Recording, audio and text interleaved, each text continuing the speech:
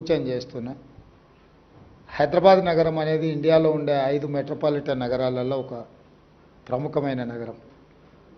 మనం ఈరోజు మిగతా మెట్రోపాలిటన్ నగరాలతో కాదు ప్రపంచంతోనే పోటీ పడే స్థాయికి ఈరోజు హైదరాబాద్ నగరం రీచ్ అయింది.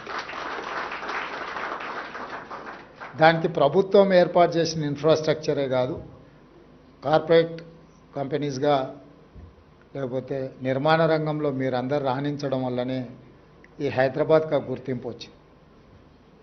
ఔటర్ రింగ్ రోడ్ కావచ్చు, అంతర్జాతీయ ఎయిర్పోర్ట్ కావచ్చు, ఐటీ సెక్టర్లో వచ్చిన ఈ మొత్తం పెట్టుబడులు కావచ్చు, హైటెక్ సిటీ కావచ్చు, హైదరాబాద్ నగరానికి కృష్ణా గోదావరి జలాలను తరలించడం ద్వారా ఇక్కడికి వలస వస్తున్న వాళ్లకు తాగునీటి సమస్యలను తీర్చడమే కాకుండా food industry, hotel industry, other industries కూడా ఏదైతే అవసరం ఉన్నాయో వాటన్నిటిని తీరుస్తూ ప్రధానంగా మధ్యతరగతి, దిగువ తరగతి ప్రజలకు ఉపయోగపడే విధంగా మెట్రో రైల్ నిర్మాణం కానీ, ఎంఎంటీఎస్ నిర్మాణం కానీ ఇవన్నీ కూడా హైదరాబాద్ నగర అభివృద్ధికి ఉపయోగపడ్డాయి. వీటితో పాటు ఏ నగరంలో అయితే శాంతి భద్రతలు ఉంటాయో ఆ నగరానికే పెట్టుబడులు వస్తాయి.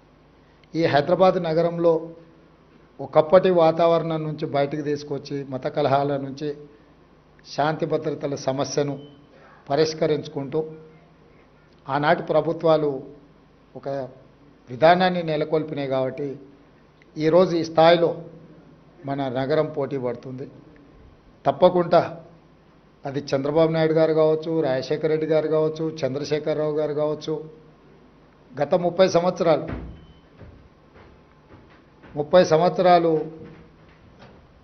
సంవత్సరాలు చంద్రబాబు నాయుడు, 10 సంవత్సరాలు రాజశేఖర రెడ్డి గారు, 10 సంవత్సరాలు చంద్రశేఖరరావు గారు.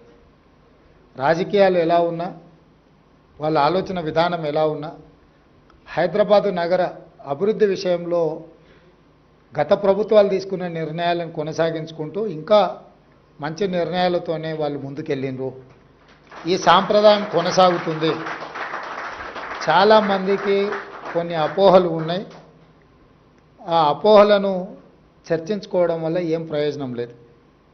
గత 30 సంవత్సరాలలో ఈ నగరం ఎంత వేగంగా అభివృద్ధి చెందిందో, ఈ నగరం వేగంగా అభివృద్ధి చెందడానికి గత ముఖ్యమంత్రులు ఏ ప్రయత్నం చేసిండ్రో వాళ్ళ ముగ్గురి అనుభవాల నుంచి పాఠాలు నేర్చుకొని కొత్తగా నూతనంగా ఇంకా హైదరాబాద్ నగరాన్ని అభివృద్ధి పదం వైపు వేగంగా నడిపించడానికే మా ప్రభుత్వం ప్రయత్నం చేస్తుంది.